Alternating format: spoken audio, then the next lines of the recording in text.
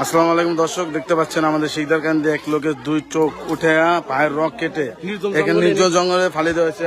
আর মোটামুটি এখানে মানুষের অনেক ভিড়। আর হলো যে আসামি মোটামুটি সন্দেহজনক ভাবে তারে আটকানো হয়েছে। এই যে এই লোক,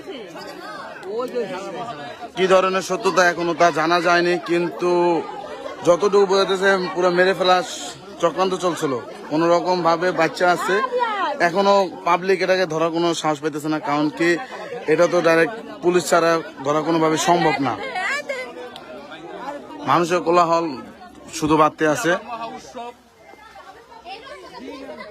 থানার পুলিশ আনতে রাইতালো না, শালার বেড়া শালারা দুটা ইউনিয়ন নিয়ে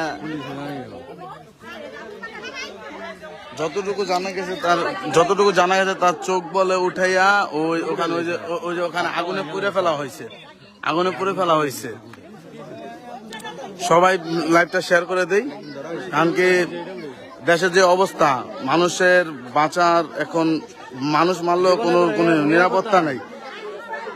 আমাদের জীবনে নিরাপত্তা নেই। দেশের এখনো সরকার বিধি যে নিয়ম কানুন আইন, এটা এখনো কোনো কিছুর কোনো রুলস রেগুলেশন কিচ্ছু নাই। মানুষ এই যে আসামের পক্ষে এই যে আসামি, এই যে তাকে সন্দেহজনক আটকে রাখা হয়েছে।